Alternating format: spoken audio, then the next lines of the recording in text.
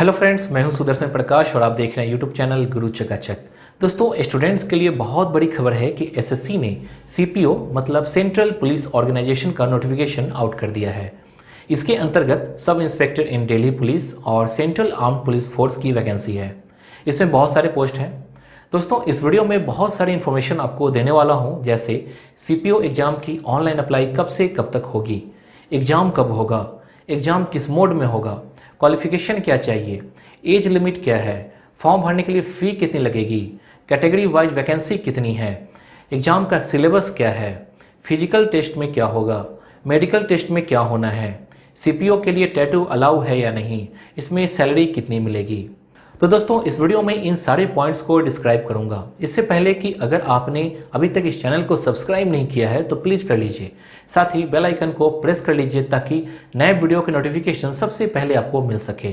तो चलिए शुरू करते हैं। सबसे पहले आता है सीपीओ एग्जाम की ऑनलाइन अप्लाई कब से कब तक होगी। दोस्तों, इस वैकेंसी की ऑनलाइन अप्लाई 17 जून से शुरू हो चुकी है और इसका फॉर्म भरने का लास्ट डेट है 16 जुलाई तक। आप फी ऑनलाइन और ऑफलाइन दोनों मोड में दे सकते हैं। ऑनलाइन फ़ी भरने का लास्ट डेट है 18 जुलाई। अगर आप ऑफलाइन फ़ी भरते हैं तो आपको बैंक से 20 जुलाई तक चालान कटवा लेना होगा और आप ऑनलाइन 22 जुलाई तक ऑनलाइन फॉर्म में उसका नंबर भर सकते हैं। अब जानते हैं एग्ज़ाम कब होगा। तो दोस्तों, कंप्यूटर बेस्ड एग्जामिनेशन का 2 पेपर होगा, पहला पेपर 1 और दूसरा पेपर 2। दोनों का एग्ज़ाम डेट अलग अलग है। पेपर 1 का एग्ज़ाम 29 सितंबर से शुरू होगी जो कि 5 अक्टूबर तक चलेगी। यहाँ कन्फ्यूज नहीं होना है। वहीं पेपर 2 का एग्ज़ाम अगले साल 1 मार्च 2021 को होगी। अभी जो पेपर 1 एग्ज़ाम होने वाली है उसके लिए आपको 3 महीने से ज़्यादा का टाइम है, तो अभी से ही एग्ज़ाम की तैयारी में लग जाइए। इसका सिलेबस आगे बताऊंगा। अब जानते हैं एग्ज़ाम किस मोड में होगा। दोस्तों, एसएससी सीपीओ का एग्ज़ाम ऑनलाइन होगा जो कि कंप्यूटर बेस्ड एग्जामिनेशन है। आप जिस स्टेट और जिस डिस्ट्रिक्ट में एग्जामिनेशन सेंटर भरेंगे वहाँ आपको एग्ज़ाम कंप्यूटर पर देना होगा। अब जानते हैं क्वालिफिकेशन क्या चाहिए। दोस्तों, सीपीओ का फॉर्म भरने के लिए आपको मिनिमम ग्रेजुएशन पास होना चाहिए। इसमें सभी पोस्ट के लिए कम से कम बैचलर डिग्री होनी चाहिए, तभी आप इस एग्ज़ाम के लिए फॉर्म अप्लाई कर सकते हैं।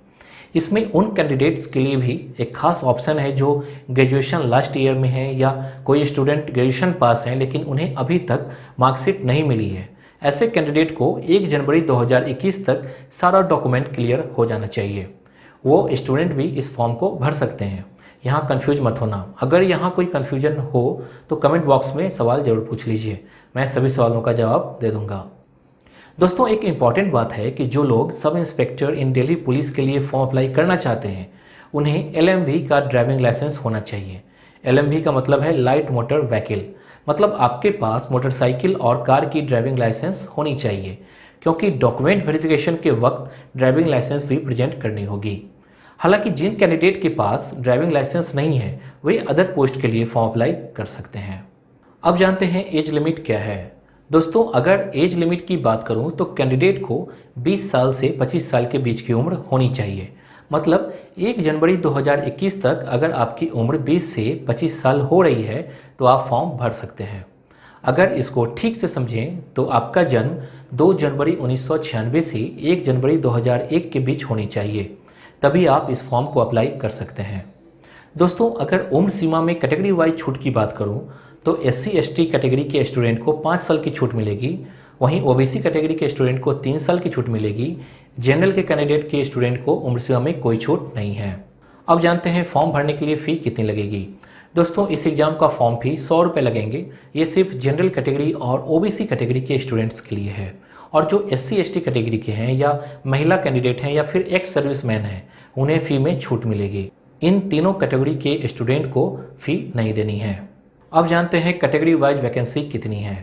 दोस्तों, सब इंस्पेक्टर दिल्ली पुलिस के लिए पुरुष और महिला कैंडिडेट की वैकेंसी अलग अलग है। पहले पुरुष कैंडिडेट की वैकेंसी बता देता हूँ। अपर के लिए है 32 सीट, EWS के लिए है 9 सीट, OBC के लिए है 6 सीट, SC के लिए है 11 सीट, ST के लिए है 15 सीट। इसमें टोटल सीट है 73।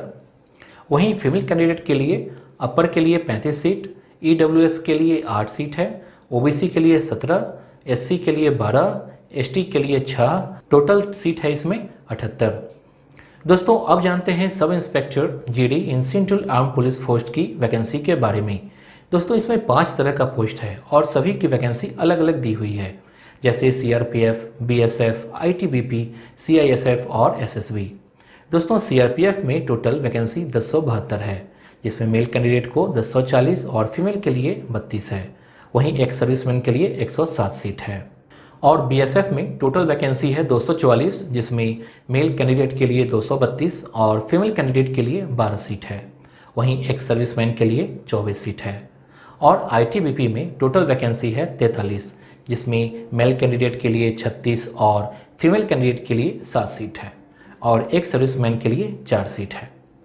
और सीएसआईएफ में टोटल वैकेंसी है 20, जिसमें मेल कैंडिडेट की 18 और फीमेल कैंडिडेट को 2 सीट और एक्स सर्विसमैन के लिए 2 सीट है। और एसएसबी में टोटल वैकेंसी है 16, जिसमें मेल कैंडिडेट के लिए है 16 सीट और फीमेल की कोई वैकेंसी नहीं है और एक्स सर्विसमैन के लिए 2 सीट है।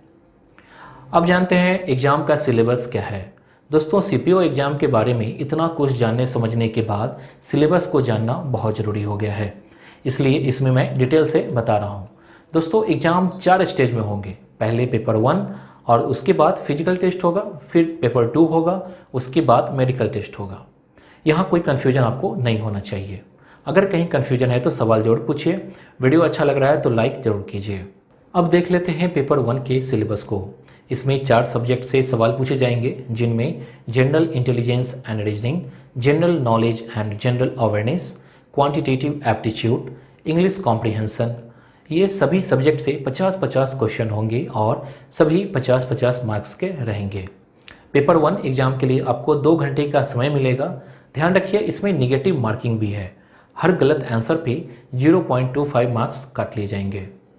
अब जानते हैं पेपर 2 के सिलेबस को। इसमें इंग्लिश लैंग्वेज और कॉम्प्रिहेंशन से सवाल पूछे जाएंगे। टोटल 200 क्वेश्चंस होंगे और 200 मार्क्स के रहेंगे। इसमें समय मिलेगा 2 घंटा। इसमें भी निगेटिव मार्किंग है। हर गलत आंसर पे 0.25 मार्क्स काट लिए जाएंगे।